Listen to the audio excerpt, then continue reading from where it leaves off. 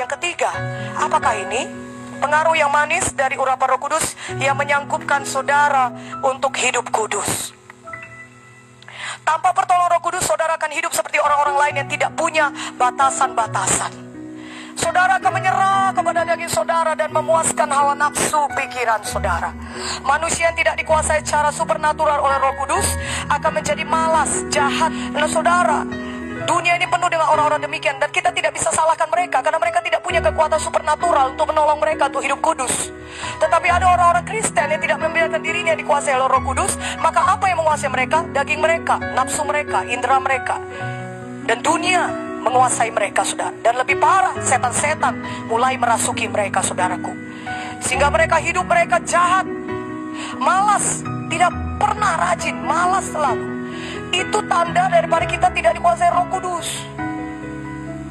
Itu berarti kita dikuasai nafsu, dikuasai indera kita. Kalau kita sudah mulai malas berdoa, malas baca firman, malas menginjil, itu tandanya tidak dikuasai Roh Kudus. Kita harus membiarkan diri kita dikuasai oleh Roh Kudus. Dulu pun kita hidup mengikuti jalan dunia ini dan menuruti kehendak daging dan pikiran kita yang jahat, sama seperti orang-orang lain. Efesus 2:2-3. Nah saudara, ketika kita tidak dibawa pengaruh yang manis dari Roh Kudus, kita akan menjadi objek pengaruh dari setan yang akan membuat saudara melakukan semua dosa kehendak daging. Saudara, kalau kita tidak membiarkan diri kita dikuasai Tuhan, kehidupan Tuhan, Zoe atau Roh Kudus, saudara, tidak kita biarkan menguasai kita, maka apa yang menguasai kita? Kehendak daging, pengaruh setan yang membuat kita semua jatuh dalam dosa kehendak daging. Semuanya, entah apapun itu, malaskah.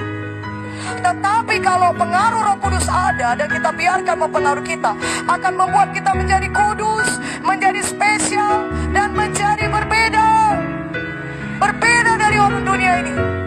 Tetapi kalau anak-anak Tuhan tidak membiarkan diri mereka dikuasai Roh Kudus, maka mereka juga bisa jatuh ke dalam dosa kedagingan yang sama. Tidak ada di tengah-tengah. Mari biarkan diri kita dikuasai dipengaruhi oleh Roh Kudus. Ya saudaraku, seberapa lama pun saudara menjadi orang Kristen, saudara tetap tidak bisa hidup kudus tanpa pengaruh Roh Kudus. Seberapa lama pun saudara sudah jadi hamba Tuhan, gembala sidang, mengembalakan sidang, memerintahkan firman Tuhan, dan sudah sekian tahun melayani, tetap saudara tidak akan mampu hidup kudus tanpa pengaruh Roh Kudus. Itu bukan karena kehebatan kita, tapi karena pengaruh kudus. Apa yang terjadi kalau misalnya Roh Kudus meninggalkan saudara untuk 1 hari? Saudara akan terkejut mendapati diri saudara orang biasa saja. Karena sebenarnya yang menyangkupkan kita untuk bisa hidup kudus adalah karena kuasa Roh Kudus. Haleluya. Karena itu jangan bersandar kepada diri sendiri. Biarkan diri kita dikuasai oleh Roh Kudus setiap hari, sehingga kita bisa hidup kudus. Karena itu berhati-hati, jangan pernah biarkan diri saudara tidak dipengaruhi oleh Roh Kudus 1 hari pun. Haleluya. Pertama, Roh Kudus memampukan saudara untuk menolak kehendak daging saudara. Dia mampukan saudara.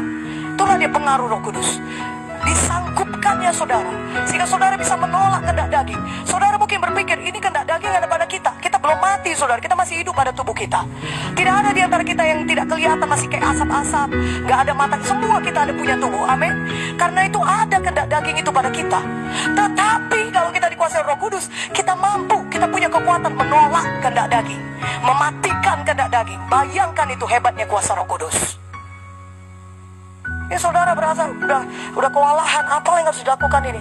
Ini firman Tuhan berkata, Galatia 5:16-17. Maksudku ialah hidup oleh Roh, maka kamu tidak akan menuruti keinginan daging. Tidak akan.